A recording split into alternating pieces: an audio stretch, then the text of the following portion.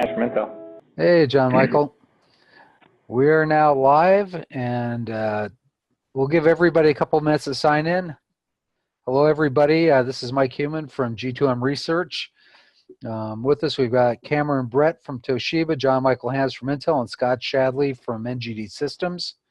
We'll go ahead and get the webinar started in a minute or two.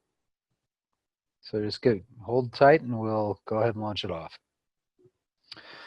All right, thank you everybody for joining our webinar. I'm Mike Human from G2M Research.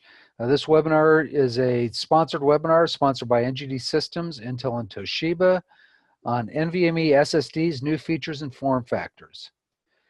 Now, let me just kind of go through the agenda really quickly. First, I'll talk for a few minutes about the topic, give some introductions, and talk about some of the ground rules. Then each of the sponsoring vendors will have roughly 5 minutes to go through a short presentation about theirs. We'll then have 3 key vendor questions that we ask, and each panelist will get 2 minutes to answer the question, or 4 minutes to answer the question. We'll also have 3 audience survey polls that will be built into the presentation here, so we'll go through those as well. And then we'll do a Q&A at the end and a wrap-up. So with that, let's go ahead and get started. With us is Scott Shadley. Scott is VP of Marketing of NGD Systems. John Michael Hans is a Product Marketing Manager at Intel, and for anybody who knows NVMe, he's been around this space for a long time. And Cameron Brett is Director of Marketing at Toshiba, and I'm, again, Mike Human, Managing Partner at G2M Research.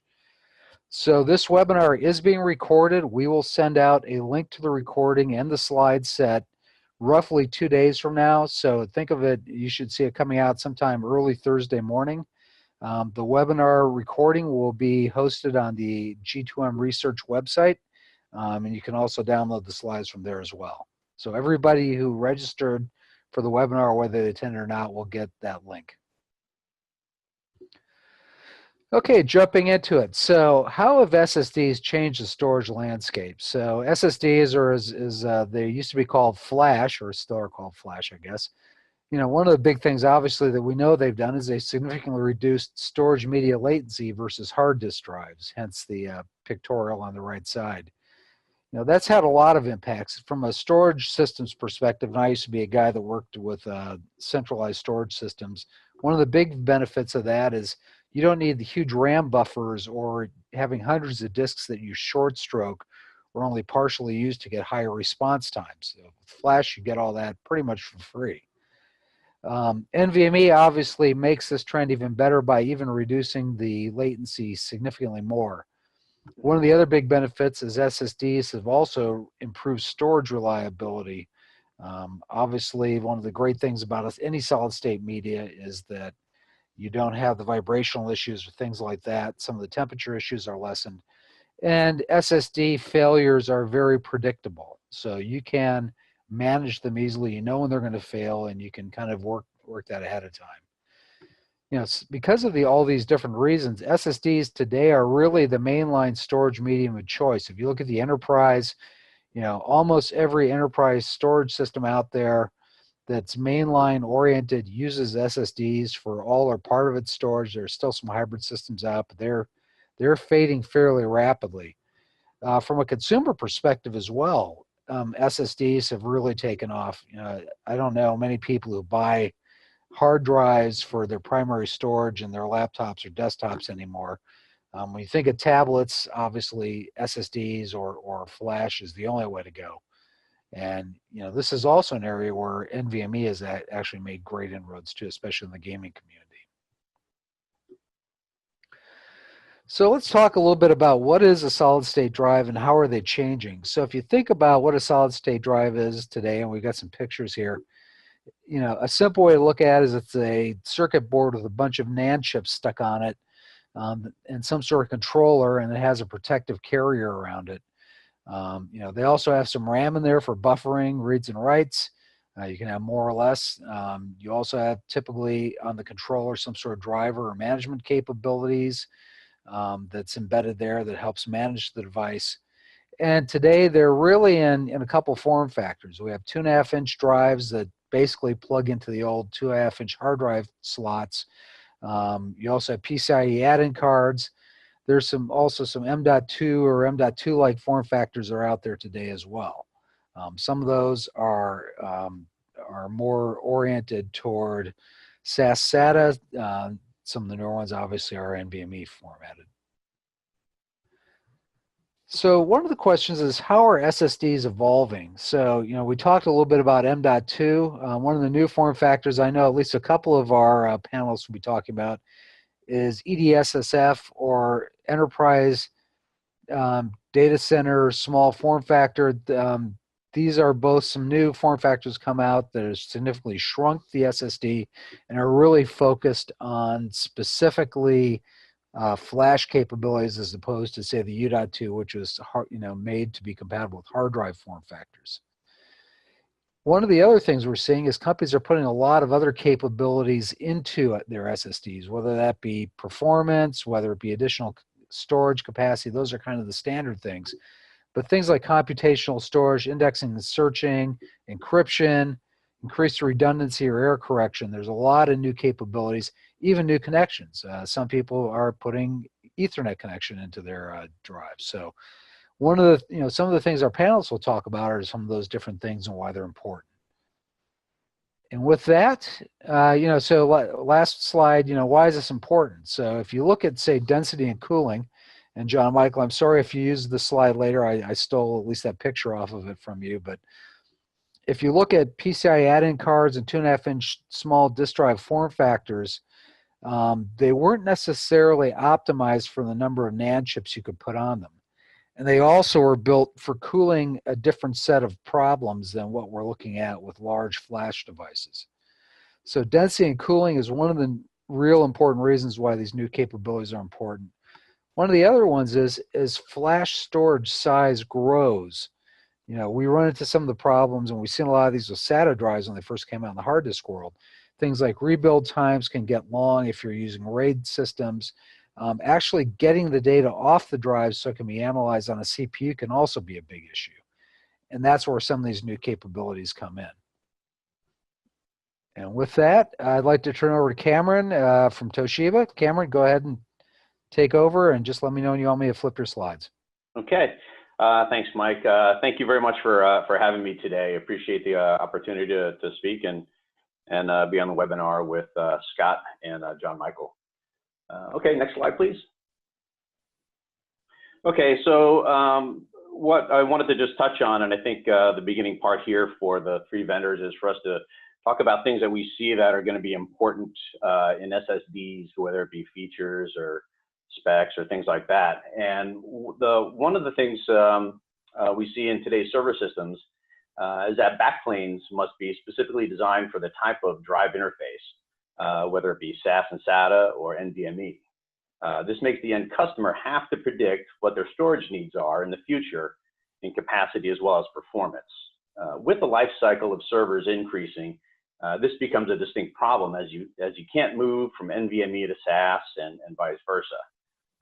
Ultimately, it presents a dilemma for the customer. The SFF TA1001 spec, also referred to as U.3, defines a universal backplane that can accommodate SAS, SATA, and NVMe drives in any combination. It allows customers to buy a server today and add future storage capacity and performance according to what they really need in the future. And they don't have to try and predict what they will need. Some of the benefits of the U.3 backplane include NVMe U.3 SSDs. They're backward compatible with U.2 drive bays. They provide viable replacement path by NVMe for SATA SSDs with minimal additional investment. And it helps to address the industry's needs for reduction of cost and complexity for system deployments.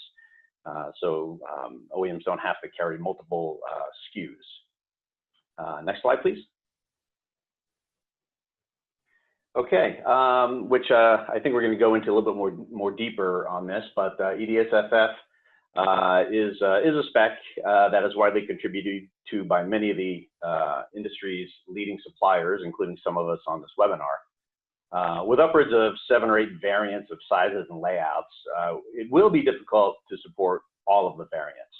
But in particular, we see the 3-inch variants presenting the most promise to us. A key goal of the specification is to provide maximum volumetric storage density in 1U and 2U rack servers. Some of the key benefits we see in the 3-inch long and short specifications are easier routing for PCB designs. The design is at least in the short, is similar to 2.5-inch SSDs. And these may provide some better signal integrity than the longer form factors, the longer variants. You do get server flexibility for similar to like 2.5-inch hard drive and SSD or EDSF 3-inch short. High capacity and high volumetric storage density, and you do get support for up to a by16 PCIe configuration. And lastly, we do see some good support behind from OEMs behind the 3-inch variants. Next slide, please. This has a bit of a build, but you can go ahead and build it out. Okay, the last thing that we're pretty bullish on here and think very highly of is NVMe over Fabrics, and that it brings great promise, for cloud systems and traditional storage, that they can benefit from the high performance and low latency aspects of NVMe SSDs. Very popular today are the converged systems, as you see on the left, that can standardize on a single SKU configuration that includes a set amount of compute and storage. The storage is going to be very fast since it is right next to the compute inside the node, but not all applications can take the same configuration since applications will tend to have varied workloads. And this could end up leading to stranded compute or stranded storage capacity. NVMe over Fabrics on the right-hand side, we like the fact that NVMe OF enables a disaggregated compute and storage architecture. This will allow customers to scale their compute and storage independently, and with the right abstraction and provisioning software stack, you can provide just the right amount of storage capacity and performance to each compute node. With multiple network options such as TCP available for NVMe or Fabrics, we see NVMe OF becoming more mainstream later this year and in 2019. That's it. Thank you, Mike. Thank you very much, Cameron. That was an excellent presentation. And let me turn it over now to John Michael Hands at Intel. John Michael. Hey, good morning, guys. This is John Michael Hands. I'm the product line manager for our data center NVMe at Intel. So one of the things, obviously there's been an evolution of form factors of PCI Express in the data center. As Mike has kind of shown in his NVMe research reports from G2M, I think the momentum behind NVMe Express now is unstoppable. Now it's just a matter of what do they look like in the future. In M.2s, initially were designed for client mobile systems to be small. Particularly that's what M.2 is made for. So people have used it for hyperscale data centers to be flexible and kind of a scalable building block for small capacity drives to kind of scale out between storage and compute nodes. But they kind of worked around the inefficiencies of the form factor in data center use, that it doesn't support hot plug. It natively wasn't designed to support hot plug. It was designed to be small in a laptop, and it doesn't support a native heatsink mounting. So you have to kind of manage the thermals. When you go beyond 8 watts in M.2, it proposes some thermal challenges. U.2, as Mike alluded to, it's 2.5-inch by 50 millimeters, specifically because that was what the 2.5-inch hard drives were designed as far as the mechanical dimensions. So it was meant, when SSDs were first designed, they were meant to be sitting in hybrid storage arrays in servers where you have a 2U chassis that can fit either a hard drive or an SSD. PCIe add-in cards, you have a by 4 by 8, you have the chem spec that defines in PCI Express, and you have low profile add-in cards, which are kind of common in NVMe SSDs today. Intel sees that declining pretty rapidly. One, we think that add-in cards were good, but because they share a form factor with other cards like NICs and GPUs, but from an SSD space, it proposes some challenges for serviceability, so for hot plug and replacement of drives. Now, we'll talk a little bit today about EDSFF, or the Enterprise and Data Center SSD Form Factor Work Group, that was defined to basically remove all the limitations. So think about this as kind of like the NVMe for form factors. If we had to start from the ground up, from scratch, on what the best form factor for NVM should look like, well, it actually looks like a couple different things because different segments optimize for different things like capacity or performance scaling. So you'll see we have 1U long, 1U short. We'll go to next slide, but they're being built and designed for data center racks. So EDSFF itself is, you can go to edsffspec.org and find all the specifications here, but the promoters, obviously the large OEMs like Dell, EMC, HPE, and Lenovo, and then large hyperscale vendors like Facebook and Microsoft, and then Intel, of course, from the drive manufacturer side, and as Cameron alluded to, Toshiba and WD and Micron and Seagate are all very much involved in the work group and contributing, but the goal was to define a brand new set of form factors that basically gets us through PCIe Gen 4 and Gen 5 and brings along another set of adoption for other class of devices. If you want to go to the next slide.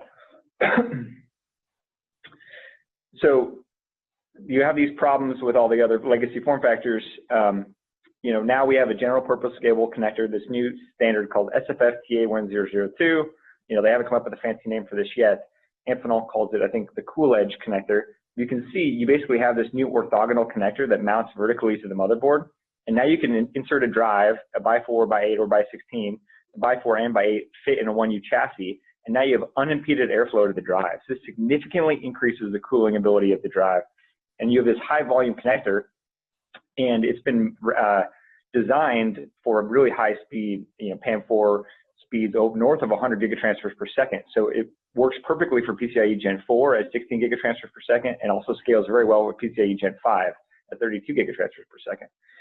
It actually supports multiple interface specs. So EDSFF is the SSDs, OCP mezzanine card is for networking cards, and Gen Z is another consortium that will be using the same form factor and connector. So we expect super high volume on the connector at low cost.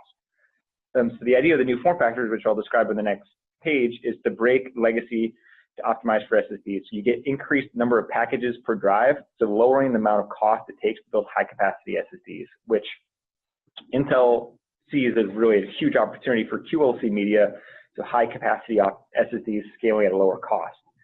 And as I mentioned, here we have some simulations that Intel's provided of, on the top there is the EDSFF 1U long versus U.2 15 millimeter. And then at the bottom, we have E1.S versus U.2 7 millimeter in a 1U chassis. We're seeing 2 to 3x reduction in airflow if looking at like 35 degrees C inlet temperature as far as CFM per drive. And we validated this with multiple system vendors and OEMs that have concluded that there's significantly less airflow required to keep these devices cool. So you're starting from scratch. You have a high-speed connector that's scalable for the next generation. You have a new class of form factors that optimize around capacity per rack unit and drive, and then you're doing it in a way that's very thermally manageable. You want to go to the next slide? So the 3 form factors that we have today, E1.L or EDSFF 1U long. The spec name is SFF-TA1007. You can find all these on edsffspec.org. You have E1.S, which is this smaller M.2 type device that supports about 8 to 12 watts, up to 10, 12 standard media sites, and then you have E3. So the way that I kind of look at these different form factors, so all of them share the same protocol. They're all NVMe, same interface for PCI Express, same connectors. You have a high volume SFF-TA1002 connector that is scalable from by 4, by 8, or by 16, and they're all interoperable with each other. You have the same pinout and functionality for the SSDs. You can have one development cost for this whole range of form factors. Different usages, same expectations. So as Cameron alluded to, the E3 is actually looking very good for a long-term successor of U.2 in the data center space. So if you have an SSD that's designed to still fit in a 2U chassis vertically, but you can have 2 variants, there's a thick and a thin version. Now you have the ability to scale from by 4 to by 8 or by 16 bandwidth in an SSD. Now we don't think we need 70 watts in an SSD, but if somebody wants to use the same form factor for an FPGA, an accelerator card, a networking card, a GPU, now you can do that interoperable with other SSDs, and it's serviceable, so hot pluggable in front of a 2U chassis. Intel sees this E1.S as kind of a long-term successor to M.2 in hyperscale. I mentioned there's some desire to use M.2 in a way that scales the number of drives to kind of eliminate dark flash or underutilized flash, so kind of matching the capacity of the drive, the amount of power the drive takes in the thermal envelope in a scalable way that you can scale across compute nodes and storage nodes. Doing this in a way that's hot pluggable, serviceable, and now you have standard mounting holes for heat sinks, this is really a good successor to M.2 in hyperscale use. In E1.L, now you have this long form factor. You can see it just has more board real estate, so you can fit more flash on it. And then it's been optimized for a 1U chassis, so it fits perfectly vertically into a 1U chassis. And you can have two widths, so you have a 9.5 and 18 millimeter version, depending on how much heat you want to dissipate. But now we can fit 32 to 40 1U drives and across a 1U chassis. And you'll see in the next slide. 1U long has really been just designed for storage. So we designed it in a way you want to maximize the drive capacity. You want to maximize the amount of flash and capacity you can fit per drive. You want to maximize the number of drives you can fit in a 1U chassis. And then you want to do it in a way that's thermally efficient. So EDSFF, now you have this orthogonal connector that allows for unimpeded airflow. And you want to have this in a way that is a very perfect vehicle for QLC technology. So you can build high capacity drives that can be thermally efficient. As Cameron mentioned with the disaggregated storage, now you can put a J-box like this full of PCIe drives and have PCIe switches in the back, and now you can put NVMe or fabrics at the back. You can completely disaggregate the storage. You can hook up PCIe to compute nodes. You have really superior flexibility now at high performance. And all the drives are fully serviceable and hot pluggable from the front. You can go to the next slide, Mike. And where does that leave us? At a Flash Memory Summit, Intel demonstrated live with Supermicro 1 petabyte in 1U. So this is not a dream. We actually had these drives powered on and we're showing them. So we have a 32 terabyte E1.L or a ruler product from Intel with our QLC technology. We'll be releasing that we mentioned early next year. We'll have an 8 and 16 terabyte version this year. And you can see here in the front of the front of the 1U chassis, we have 32 of these drives and then 32 times 32, and we have, voila, 1 petabyte and 1U. So very excited about this, a ton of excitement at Flash Memory Summit around showing this off, and it was great that we got it demonstrated working. You can see on the top here, we have some of the drives, 9.5 and 18 millimeter versions, as well as the E1.S, and then we have that orthogonal connector. So if any of you guys haven't seen this, I'm sure all the trade shows coming up, you'll see versions of this. Very exciting stuff though. So as I'm running out of time, I'll leave you guys with this. We had an EDSFF presentation at Flash Memory Summit this year called New Flexible Form Factors for Enterprise and Data Center SSDs. You could see we had pretty exciting support from Micron, Microsoft, WD, HPE, Intel, Lenovo, Micron, Dell EMC, and Toshiba Memory. Basically, everybody in the storage world up on stage talking about how great EDSFF is. The sessions weren't recorded, but the presentations are public and they were posted on the Flash Memory Summit site. So I've left you guys some links here to read up a little bit more about how each customer and partner is positioning EDSFF. Again, guys like HPE and Lenovo for OEMs, and then guys like Microsoft, for hyperscale use in QLC. So that was really exciting to hear Mark Shaw talk about how Azure is going to take advantage of the EDSFF form factor for high capacity storage in Microsoft Azure. And then again, super good momentum from the ecosystem. We saw demos from E1.S and E1.L from AIC, Eventex, Celestica, Quanta, Supermicro, Lenovo.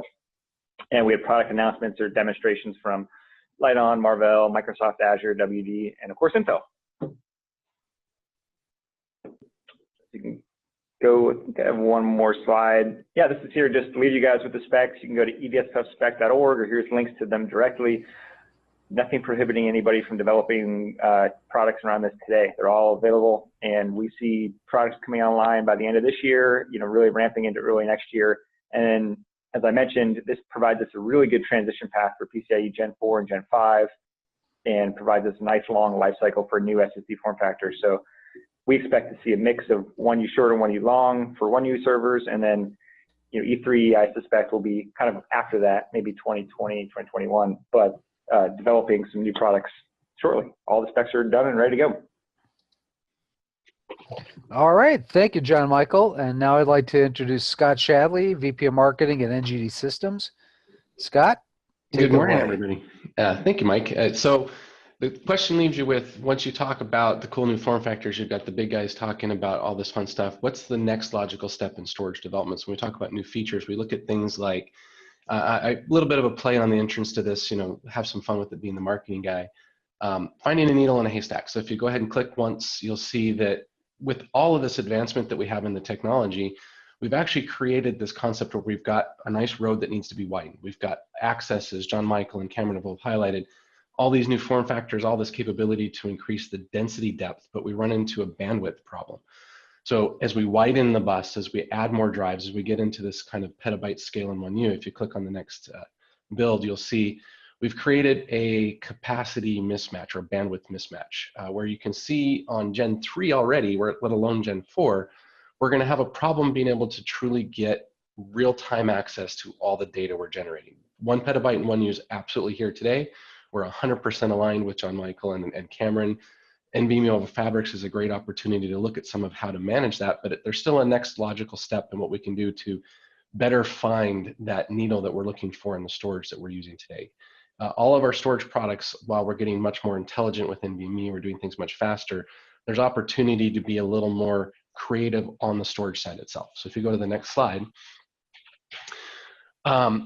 you have your traditional architecture, your host platform, your standard NVMe protocol, and you have your SSD. What we've looked at doing is saying, let's do something a little more inside the drive itself. So as you click on the next build, you'll see we're doing something a little different. We've built an architecture where we're bringing intelligence into the SSD and creating an actual capability to run product applications, finding data, doing data mining, data analytics, all within the storage itself, and then alleviating some of the pressure on that bandwidth mismatch.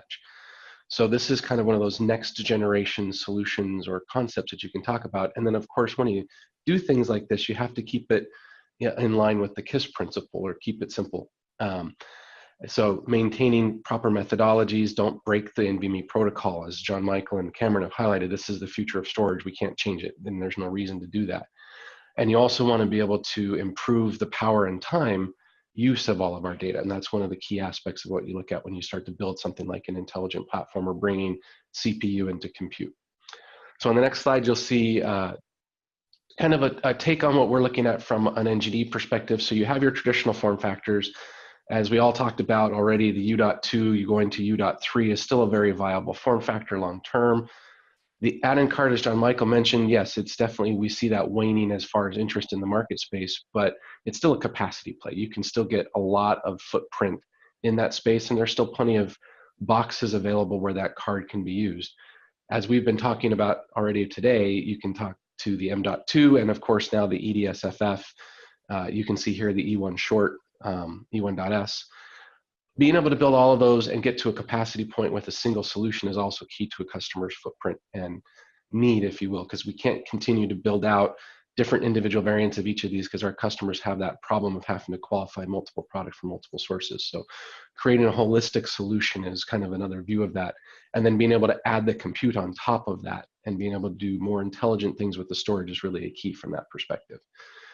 So if you go to the next slide, kind of just real simple overview, you know, when you need to find a needle in a haystack, you got to do it faster. So we created this technology. As you click the next, you can kind of build through it, and I'll just talk to it. I apologize. You have in situ processing, this capability of doing on-drive technology development, near data processing. Stop moving the data around quite as much and being able to do things a little more efficiently. And I apologize in advance. It looks like the transfer of slides caused some of the formatting to go off. In order to do both in situ processing and near data efforts, you have to have someone to help you with that. So we were a luxury of having someone along the lines of Microsoft. As John Michael mentioned, they were in EDSFF. They're also in line with us from a perspective of supporting this kind of concept of being able to do intelligent storage.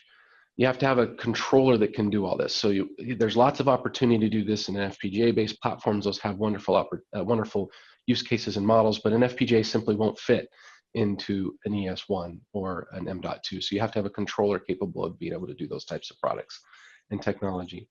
And when it comes to also what was mentioned, power is a very important factor. We've got this wonderful new orthogonal connector. It gives us the ability to get better airflow, but we can also focus on a new metric, if you will, for the business models, which is watts per terabyte. So when we do get to these 16, 32, 64 terabyte capacity products, we're starting to run into not only the 8 watt limitation to the M.2, but even the 12 and 20 watt limit in a U.2 or U.3 or even an E3 type of form factor. So keeping it simple, short, I don't want to waste a ton of time on this specifically, but just wanted to introduce the marketing concept that we can make storage more than just being a locker to store our data. We've made the interface very intelligent. We've made the capability to talk to it very efficient. We've been able to branch it over a network in the way of NVMe over fabrics. Now let's let the storage do a little bit more work for us as well and have it actually start running applications in place. So this concept of computational storage is something that's definitely very interesting. We've seen a lot of traction in the marketplace. There's now actually a SNIA working group that's being formed to support the concepts of compute and storage in various different forms. There's multiple players in the market, and it shows that this is kind of the next new feature that's coming beyond the development of just simply the new form factors. So quick introduction to intelligent storage devices in the way of computational storage solutions. Thank you much, Scott. And with that, guys, we'll go to the first panel question. And just as a reminder, please, thank you for putting your questions in the Q&A window. If you could put in all questions you have, we'll answer those at the end of the session. So just go ahead and put those in, and then we'll take those as once we get to that part. So the first panel question, and it'll be first answered by Toshiba, then Intel, then NGD Systems, is over the past several years, flash storage capacities, and here we're talking about the capacity of the devices, have grown exponentially, and prices have continued to drop, which kind of made flash the mainline storage medium that it is today. So looking forward into the future, what do you see as the biggest challenges to flash storage usage? What are the things the industry has to think about solving to continue to keep flash the number one storage medium? And I'll start with Cameron. Great, thanks. At Toshiba Memory, we're happy to see flash becoming mainline storage and so widely adopted. But there are a number of challenges facing the use of flash storage. But I just wanted to touch on a couple of them that we see in the near term. PCIe/NVMe certainly has a lot of growth coming, and the new form factors like EDSFF are needed to enable growth and maximize volumetric density. On the flip side of that, form factor proliferation may become a bigger problem. We have multiple form factors currently available, and new form factors such as NGSFF and EDSFF. This is just adding to the pile. Flash vendors, such as us on the call here, we're working with OEMs to focus on the form factors that work best for their systems and their customers.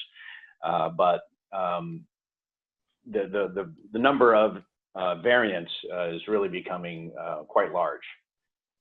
In addition to that, there are still multiple interfaces, and that potentially compounds the problem with SAS, SATA, and NVMe. But we do expect to see SATA start to wane over the next few years as the SATA roadmap doesn't continue after its current 6 gig generation.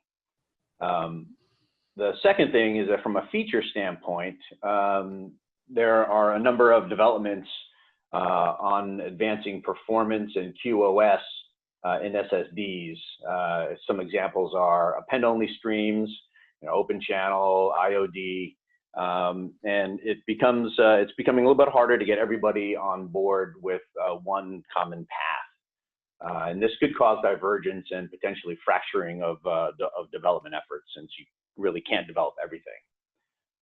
In the near term, though, we do see that U.3 will enable NVMe in servers to become more mainstream and more widely adopted until EDSFF products really start to take hold. And that will allow OEMs to build one backplane and service all 3 drive interfaces until then. So that'll help with it. Thank you. Excellent, thank you. John Michael, what do you guys at Intel see as the big challenges that I think thinking about? Cameron kind of hit on it with the, we're trying to transition the industry off SATA, and Intel and Toshiba stated this publicly at Flash Memory Summit, as did Micron. We're all trying to get out of the SATA business, but people keep buying them. We see NVMe adoption clearly almost ubiquitous across the hyperscale space, and it's much slower in the enterprise IT space right now. And part of problem, I think, has been the pricing. So Cameron mentioned, it's kind of confusing right now to the consumer. There's SATA, there's SAS, there's NVMe, and they're priced differently and have different feature sets and capacities. So Intel's trying to mainstream this by just going, all NVMe. You can see our roadmap is certainly weighted towards that. We still obviously make SATA drives, but we're not investing in future features. There's not really anything new going into the SATA interface. That's where all the NVMe is where all the new technology developments go into. Another one big challenge is the flash die, and maybe I'll play a little trick on your question. The flash die are getting large capacity. So our TLC die for 64 layer is 64 gigabytes, and the QLC die is 128 gigabytes, so a terabit die. So building small capacity SSDs to replace SATA, those 480 and 960 gigabytes, becomes really challenging when you have 128 gigabytes on a single die. But so we have our Optane technology, new emerging storage class memory, to kind of fill the gap in the kind of smaller capacity side for interesting use cases like boot. But I think that lower end of the flash capacity points right now are going to be challenging for all the flash vendors to accommodate as we scale the capacities up in the future, because you really have to pick, optimizing for density and cost, or kind of optimizing for performance and flash for TLC and QLC. So you can't do everything, unfortunately. Excellent response. That is interesting about the issue with the die sizes, certainly. Scott, what do you think? Yeah, I mean, Cameron and John Michael did a very good job of covering a lot of those specifics. So I think the form factor proliferation is definitely one of them. Being everything for everybody is definitely a challenge. Things like EDSFF are a great step forward, but then there are now 7 different ways to do an EDSFF. So that helps, but still creates a little bit of a proliferation problem. John Michael mentions cost, and I agree with that. The big thing we have to try to figure out is dollar per gig has been the bane of the existence of the storage family forever, and people are still continuing to use that. And we're never going to see, even as we get to terabit and greater die densities, the ability for someone to walk in and say, I want to replace a hard drive with an SSD. So that's definitely a challenge as well. So if you look at it from a total of just the future of flash, it's finding the right new metrics to look at things and understanding that while NVMe is the future of storage, we're already saturating that bus, and we need to find new ways to utilize that flash in such a fashion that we're not abusing this cool new interface by gating access to our storage. We're generating exabytes of data a day. We're going into all these new types of footprints and form factors. As mentioned, the enterprise IT space is definitely slower to adopt NVMe, but on the flip side of that, the IoT, intelligent edge, this fog side of the world is growing very quickly on the concept of single drives and single systems and what you can do to make those things more efficient. And so that's going to be another one of those kind of challenges, is just to find a way to make sure that we're using the flash that we have access to in the most efficient way possible. Excellent, Scott. Thank you. That was very good. Okay, we're going to go to the first audience survey question. I'm going to launch the poll. What you should see pop up on your screen is what you see here. What are the greatest concerns your organization has for the adoption of flash storage, both in servers and in storage systems? You can pick every one of the choices you want. Just go ahead into the Zoom application and choose those. And I say pick all you want, and we'll give it a couple minutes, and then we'll come back and we'll publish those results.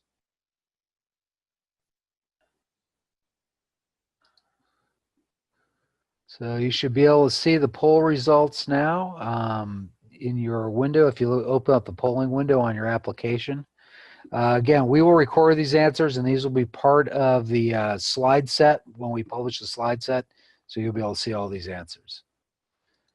All right, thank you. So let's go to panel question number 2, and this one, Intel will start out first, followed by NGD, and then Toshiba. So the question is, the enterprise data center form factor, or small form factor, EDSFF for flash solves the physical form factor problem for now. What can the industry do to better match flash capacity growth with I/O speeds? And I think we look at the flash capacity growing as the square of the board's, the board length or size, whereas I/O speed kind of grows linear with clock speed. So with that, turn it over to John Michael.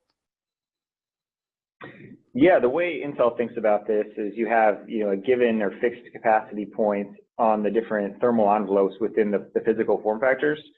So for instance, on the E1.S, that's kind of capped at 12 watts. So you want to pick a capacity point that optimizes the amount of flash utilization or eliminates the amount of dark flash on the drive. So today, maybe that's a 2 to 4 terabyte sweet spot, maybe next gen 4 to 8. But in the long, where you're looking at different metrics, you actually hit, Gen 4, you're able to take advantage of the PCIe Gen 4x4 bandwidth, pretty easily with TLC and QLC drives, precisely why Intel thinks, QLC, the right interface for that is NVMe, because you're removing the bottlenecks of the SAS and SATA interface.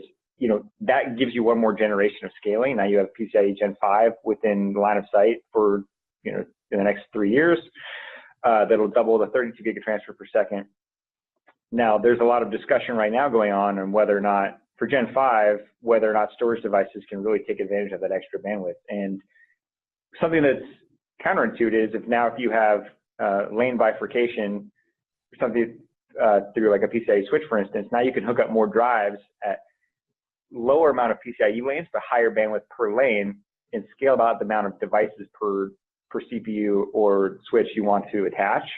So we certainly see that for Gen 5, maybe a by2 interface might be desirable. But yeah, I think at least for the foresight, when you're doubling capacity every year, going from 8 and 16 this year to 32 terabytes next year and 64 terabytes the next year, Gen 4 and Gen 5 will certainly get us through this next 2 to 3 lithos of flash capacities, no problem. Excellent. Scott, what do you see from NGD Systems on this? No, I would agree with John Michael from that perspective. Gen 4 and 5 definitely provide significant opportunities for the ability to take full advantage of just the throughput capabilities. Using the concepts of switching to get access to all the lanes available as the CPUs get more lanes natively on them. There are some alternatives to the x86 architecture which already have more lanes available. So those types of capabilities to get access to the I/O are definitely very valuable to help keep up with the capacity growth.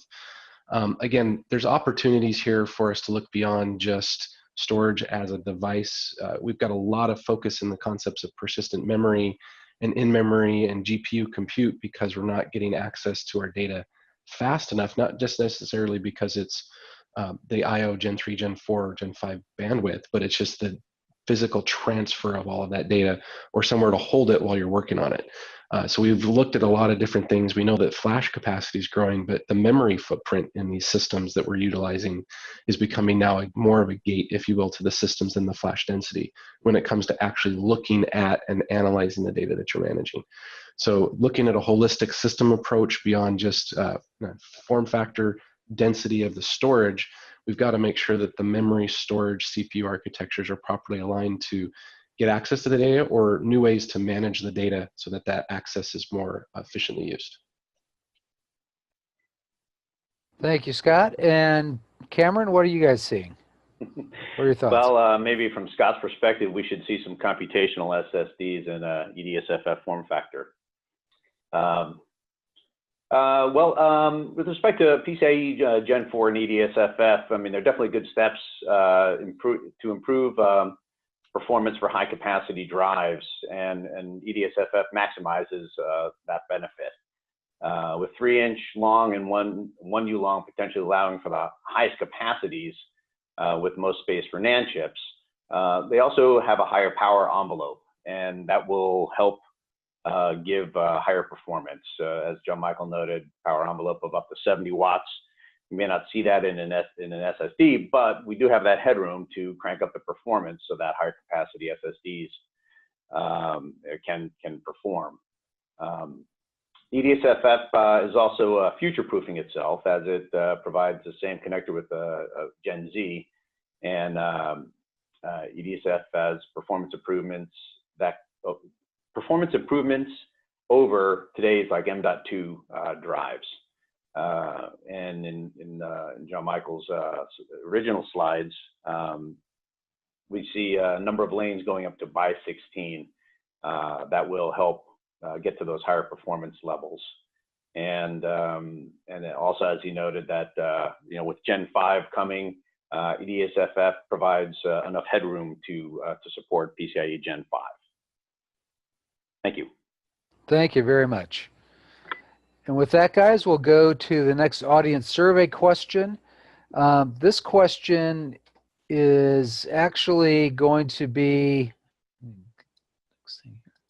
who will you primarily look to for guidance when considering adopting a new flash form factor? You've heard a lot about different form factors here, and there's a lot of different places you can get information. So as a consumer, what do you think are the most important sources of information? So please choose one of these. I will launch the polling right now.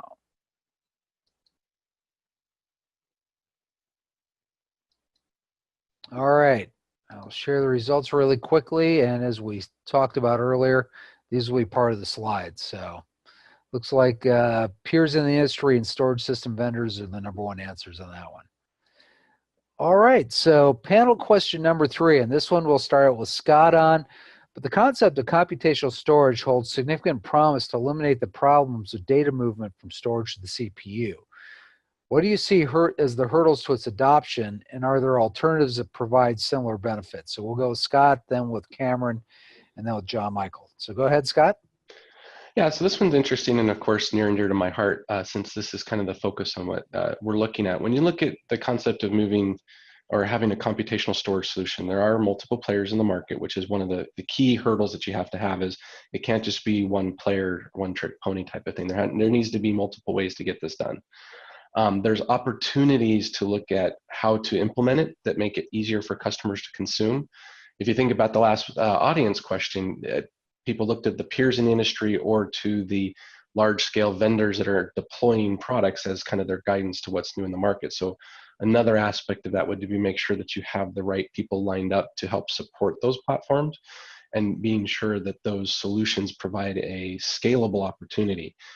You can't do a simple one drive, one system and expect that to be an rollout of platform. It has to be able to fit into the environments of the market of today. So whether it be a storage server, a CPU-based server, a fabric-based system, it has to be able to cohesively work with all of those types of solutions in order to do that. And the other aspect of that would be don't create any kind of a new interface. So being able to utilize the existing NVMe bus to take advantage of all of those feature sets to drive that lack of needing to move data by pushing applications the other direction is kind of a key aspect of that as well. Thank you, Scott. Cameron, what are your guys' thoughts on computational storage or alternatives to it? Okay, well, I guess Scott will appreciate a couple of good things that we certainly see in it, and I'm sure he does. There's definitely value for some compute capabilities to be pulled into an SSD or a storage device. This will certainly help like on edge devices as in IoT systems, and you can do analytics with the data without having to leave the SSD. Potentially reduce bandwidth outside the host system, and there's probably going to be some overall system efficiencies, by pulling the compute inside the storage. Additionally, it may reduce the need for some expensive CPU cores. Sorry, John Michael. By distributing the work to the storage nodes. But that we still see some potential hurdles to the adoption of computational storage. Alternative technologies to computational storage are things like NVMe over fabrics, and that offers low latency NVMe storage.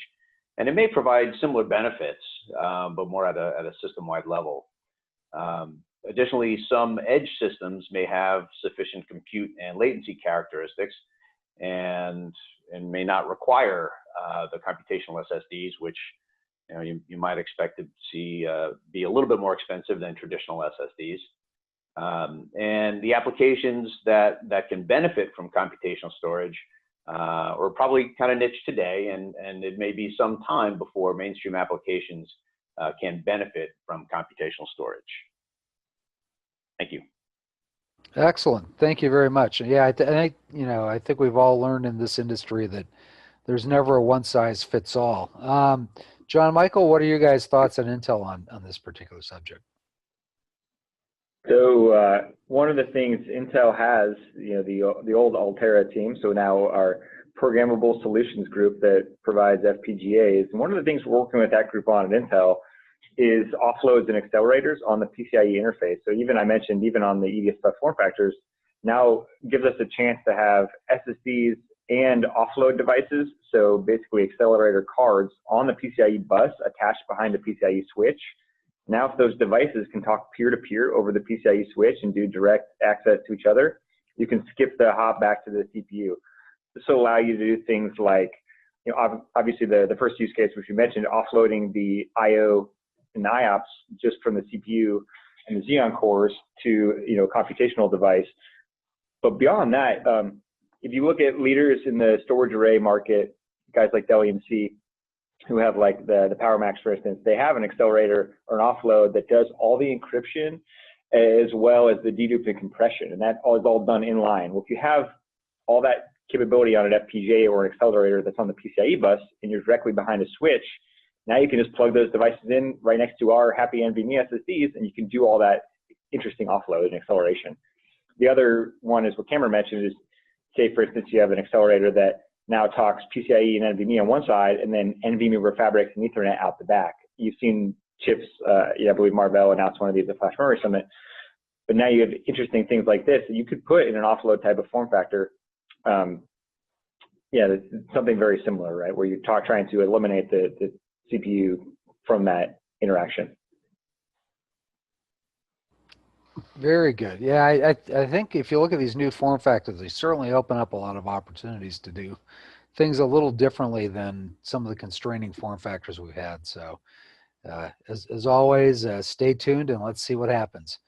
And with that, we'll launch a third poll, which is what would be your biggest concerns when considering computational storage for your organization? You can choose all that apply.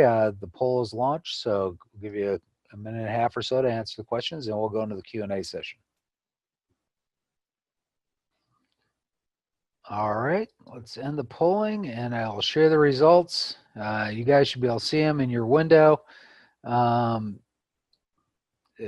think lack of interoperability, shortly followed by porting applications, and storage vendor maturity and stability look like the big questions. So with all that, let's go ahead and jump into the QA. And so the way the QA will work is if you look at your Q&A window, there's some questions that people have put in.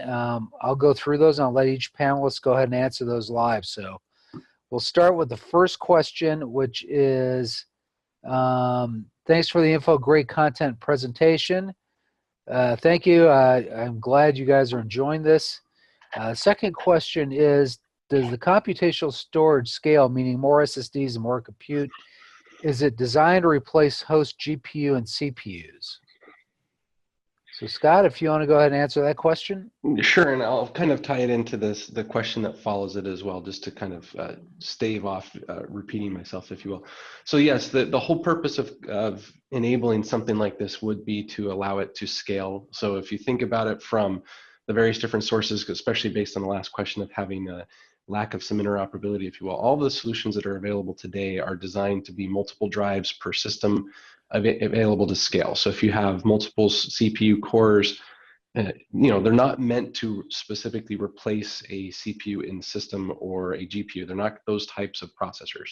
These are lower performance application processors that if you have multiple per drive and multiple drives per system, you're able to scale that. So if there's 4 per drive and you've got 24 drives, you're able to do the math of 4 times 24 and walk away with your 96 extra co-processors to the CPU or GPU platform. So it does allow you to do that scalability, and you have to have a host-based application of some sort, a la any of the storage solution vendors out there that have some kind of a GUI interface to help manage those devices behind those systems.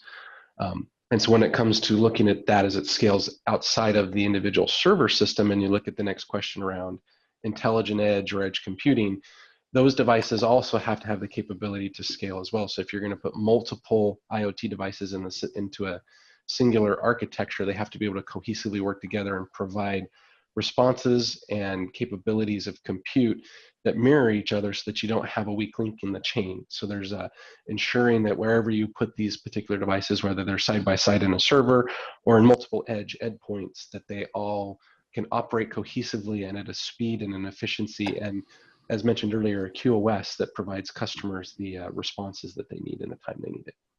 So definitely some application dependency there. It's not one flavor fits all, or it's not for every application out there. Absolutely. There are, and very much to the point John Michael and Cameron made as well, there are multiple ways to do this, and there are multiple reasons why you would need this. And there are also applications where it's not going to add the value you think it might, just because there are some limitations at the drive level for write performance, for example. NAND today is not as fast to write as it is to read. We do have things like Optane or Crosspoint or other persistent memory solutions that will provide that read-write bandwidth mix that then can be further benefited by these technologies as they move forward. Cameron or John Michael, you want to add anything to those questions or to those answers? I think Scott. Nope. Expert. All right. So our next question is, one question customers will ask, is there any data on MTBF? And I assume this means flash MTBF or SSD MTBF, and this will be key in providing warranty information. Why don't we start with John Michael, and then we can go to Brett, and then Scott, if you want to throw in on that one as well. Yeah, this is one, it's kind of, obviously you can go look up one of our spec sheets from Intel on our SSDs, and we state 2 million hours MTBF. Enterprise class hard drives will also claim the same. If you go to a company like Backblaze that releases independent reports on quality of HDDs, you can see the AFR varies pretty drastically depending on the model. Intel's actually demonstrated, in some cases, 2x the stated, 2x lower than the stated AFR and MTBF that we have in our specs. So we actually have better reliability than we even specify. So it just depends. Same with uncorrectable bit error rate, where right now we have less than one uncorrectable bit error and 1 e to the 17 as far as number of bits read. But statistically, we actually can go higher. It's just anybody who claims higher than that hasn't demonstrated it for measuring because it's statistically irrelevant or impossible to measure. So things like, I don't think there's any argument that SSDs are much more reliable than hard drives. At least we have quantitative data that suggests that is very much the case. Excellent. Cameron, you guys have any opinions on this one? I'm sure you do. Yeah, obviously we are very big into enterprise and data center class SSDs. And to jump on to John Michael's point about uncorrectable bit error rate, you really can't do the actual testing on a 1 to the 10 to the minus 20th, but because that would take a really, really long time. But calculating things, we're seeing that that type of reliability should be capable by the drive itself. When we spec our drives as the industry standard, 5 years, 2 or 2.5 million hours MTBF, those are based on certain workloads, and it's pretty rare to find a workload that will really maximize and really beat up the drive to a point where that will actually come into play. So most of the drive writes or terabytes written never come close to what the drive is capable of. And also as John Michael noted, with the drives that we develop, we tend to see kind of over-engineer things, and we tend to see much better numbers than what we're warrantying. So the actual experience could probably go well beyond the warranty period. But obviously, we will just honor the 5-year warranty and the specs that are industry standard. So it certainly sounds like the old issues of having to worry about flash drive wear are, if not gone, they certainly are specific to some very write-heavy applications at this point in time. Is what I kind of hear everybody saying. Yeah. If you notice that, what's traditionally called drive writes per day, we used to have 25 drive writes a day drives, and now I think our top end is 10, and we're really seeing everything more in the 1 to less than 1, especially as the capacities get very large. Scott, you guys have anything you want to throw in on this one? Along the lines of what both John Michael and Cameron had mentioned, it's not really MTBF that was a number that works really well for hard drives. We're not in the hard drive market, if you will, with the flash storage devices. So looking at the other metrics, the drive writes per day, the Ubers, the AFRs that we can really see coming from these products is definitely a key aspect of that. And being able to understand what those new metrics look like and have an industry standard for it. The problem we have today is MTBF is what everybody knows. And there's not a lot of opportunity or hasn't been a lot of focus from a reliability perspective for the market as a whole, as all of us as members of this market, to drive what these new benchmarks should be for what a flash storage device should provide in the way of reliability level perspective. As Cameron mentioned, they've been over-engineered for years. Now people are trying to do everything they can to make them lower cost or better matched to systems, because we're now architecting around flash. And it's just time to look at those metrics as well. Excellent, thank you. Next one, we had a couple questions on ECC. I'll go ahead and since Toshiba was kind of initially targeted on this, Cameron, you want to talk about ECC issues and where the industry is with ECC on flash drives? I'd probably like to talk to this person, offline, to address maybe a little bit more in particular what they're looking for.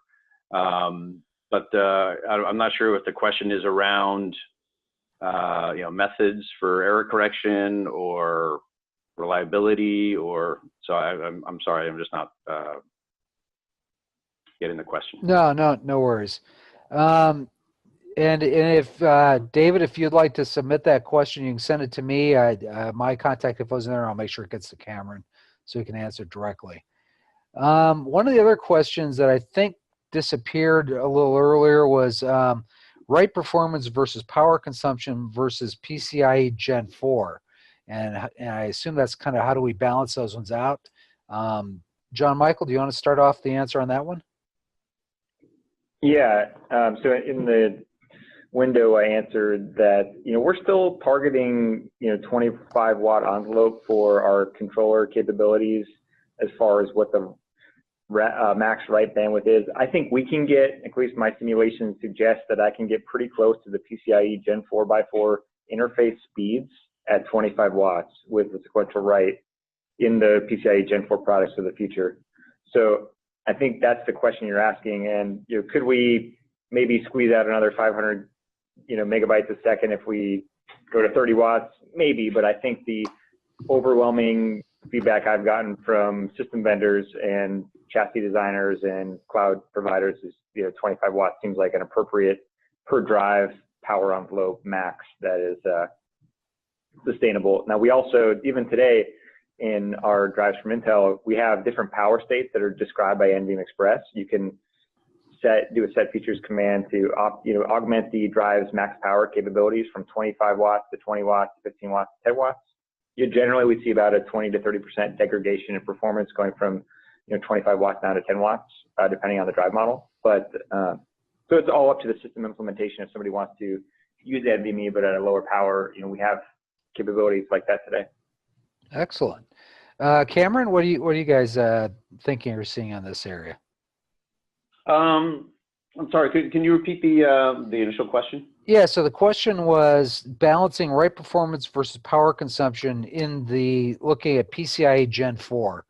I think the concern was, can we utilize PCIe Gen 4 bus speeds and hit the write performance we need to do so and stay within power consumption, sane power consumption guidelines? Okay, I'll take a stab at that. We're definitely keeping within the power envelopes as John Michael noted, and we're actually seeing that we can get pretty good performance even with a lower power envelope. Some of our PCIe drives that we consider kind of enterprise class are more in the 18 watt range as opposed to 25. And I guess with our next generation controller design, we're definitely planning on taking advantage of some of the PCIe Gen 4 speeds. So I mean, as far as trying to get a balance, I think it's really going to depend on what swim lane we're going to try and get the, I guess, the workloads to use the right drive. Since we do have enterprise class drives, which will have the higher drive writes per day, i.e. Terabytes written, we will also offer data center class drives, which will have a lower power envelope, but also better matched performance. So you're not going to have the screaming number of IOPS, but it'll be more consistent, more designed for kind of scale out type of workloads. We're definitely doing our homework trying to best match the performance of PCIe drives with each generation. Excellent. Scott, you want to throw in anything before we jump on the last question? No, I think to Cameron's point and to John Michael's point, the envelopes are pretty well set for what we're going to see for the future. And very much to Cameron's point, I think as customers continue to develop new architectures around the true deployment of NVMe, we're going to see it more about the workload of choice than necessarily the power envelope, because you can very much tune it. As John Michael mentioned, that was one of the things NVMe did very well, was to ensure that there was that feature built into being able to execute NVMe in the right way. So long term, I think there shouldn't be a real problem. It's just a matter of just continuing to work with customers to isolate exactly what they want to do with those drives. Which leads us to the next to last question now. Can you guys talk to what's driving the transition from SAS SSDs to PCIe/NVMe based devices? And where are we at in the transition? I'll let you guys talk because I have my own opinions on this as well, which I've always been pretty loud about. So John Michael, I'll let you start this one off. Sure. I think Cameron and I definitely, I think there's all the SSD vendors are kind of on board with, there's no roadmap forward for SATA. I think there's still, SAS is certainly the incumbent in the storage space, and there's for storage arrays. So NVMe has to have a very compelling value proposition with brand new features that provide better manageability, security, and performance. Obviously, it has lower latency because you're on the PCIe bus. NVMe Express is just inherently a more efficient protocol. So you even have specialized drivers like SPDK that can get millions of IOPS out of a single Xeon core.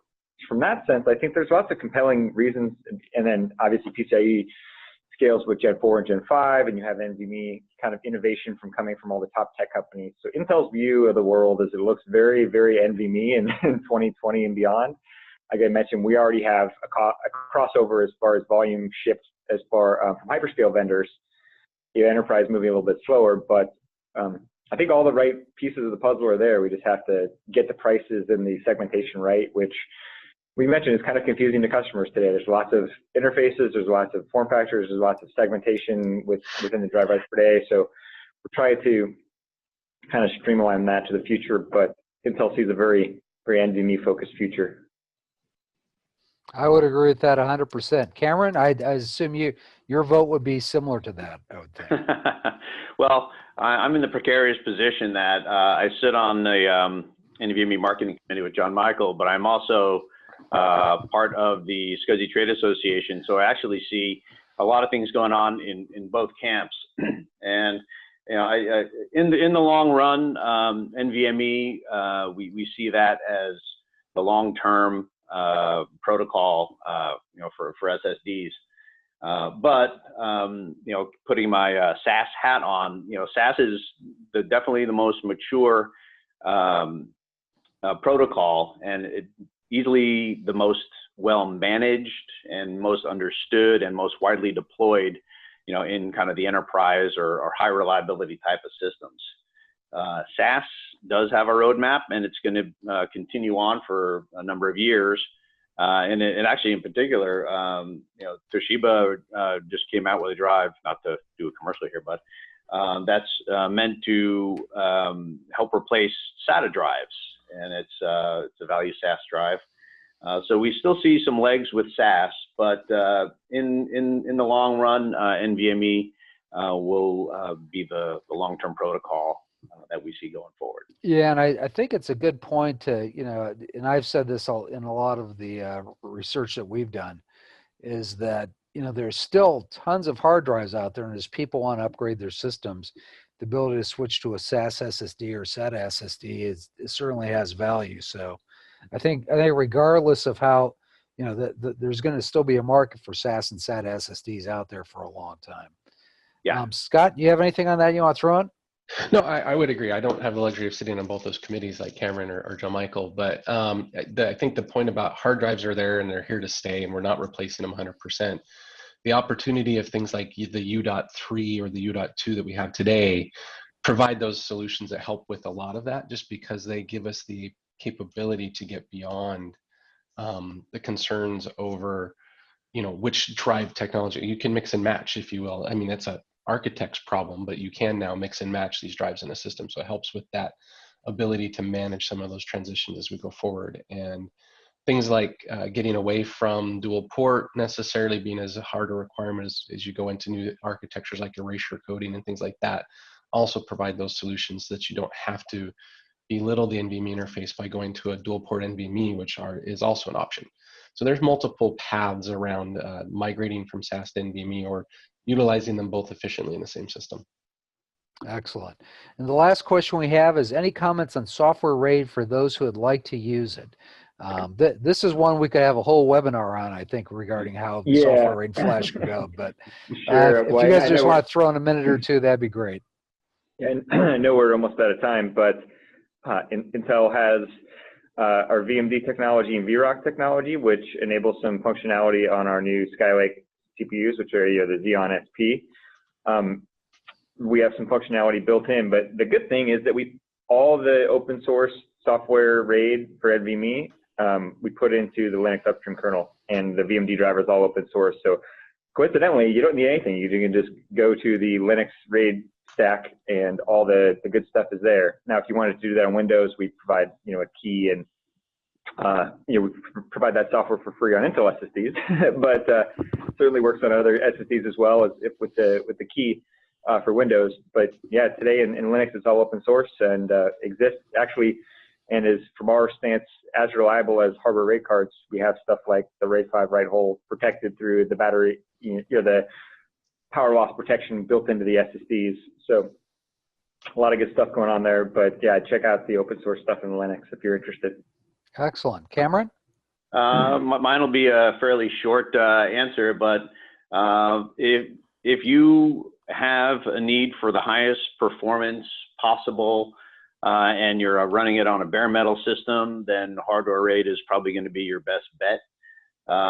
If you don't need to squeak the most performance out of it, the software RAID options like John Michael mentioned and other third-party packages are available, and in some cases you may not even need actual RAID with the type of cloud deployments that have just replication. So highest performance, go with hardware. If you don't need the highest performance, then you're pretty good with software. Excellent. Scott, last answer here. Yeah, I'm kind of along the lines of what Cameron mentioned as well. The idea of replication over redundancy. RAID is very much again, back to this, designed for hard drives. It's not designed for flash resiliency, flash capabilities. NVMe performances provide the option that replication is real versus RAID. Replication didn't work as well when it came to hard drives because you just couldn't move the data fast enough. We don't have those same problems with the way that everything's connected today. So RAID can be used to software or hardware, but realistically, long term, it's kind of it's going away as much as MTBF was. Excellent.